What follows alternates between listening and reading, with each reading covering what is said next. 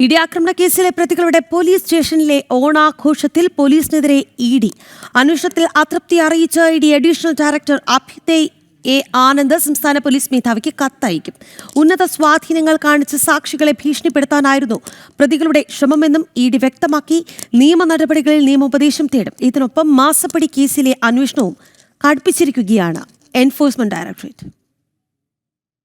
രാഷ്ട്രീയ പോലീസ് ബന്ധങ്ങൾ കാണിക്കാനാണ് മുൻ കൗൺസിലർ IP ബിനു അടക്കമുള്ള പ്രതികൾ പോലീസ് സ്റ്റേഷന് മുന്നിൽ ഊഞ്ഞാലാടുകയും ഓണം ആഘോഷിക്കുകയും ചെയ്തതെന്ന് ഇഡി ചൂണ്ടിക്കാട്ടുന്നു. CPM നേതാക്കളും പ്രവർത്തകരുമായ പ്രതികൾക്ക് പോലീസിലുള്ള ഉന്നത സ്വാധീനമാണ് ഇത്തരം പ്രവൃത്തികൾ വ്യക്തമാക്കുന്നത്. ഈ സംവിധാനത്തിൽ ആക്രമിക്കപ്പെട്ട ഇഡി ഉദ്യോഗസ്ഥർക്ക് നീതി ലഭിക്കും വിധമുള്ള നിഷ്പക്ഷവും സുതാര്യവുമായ അന്വേഷണം പ്രതീക്ഷിക്കാനാകില്ല.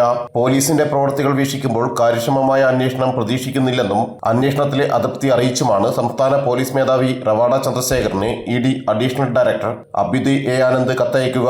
എന്നാൽ ജാമ്യം റദ്ദാക്കാൻ പ്രോസിക്യൂഷൻ നടപടികൾ തുടങ്ങിയതിനാൽ ഇഡി നേരിട്ട് നിയമനീക്കങ്ങളിലേക്ക് കടക്കില്ല. വിദഗ്ധ നിയമോപദേശത്തിന് ശേഷമായിരിക്കും മറ്റു നീക്കങ്ങൾ. ഇതിനൊപ്പം മാസപ്പടി കേസിലെ അന്വേഷണം ഇഡി കടുപ്പിച്ചിട്ടുണ്ട്. വീണ വിജയന് വീണ്ടും സമൻസ് അയക്കുന്നതിനൊപ്പം ഭർത്താവും മുൻ മന്ത്രിയുമായ മുഹമ്മദ് റിയാസിനെയും ചോദ്യം ചെയ്യും. ജനം, കൊച്ചി.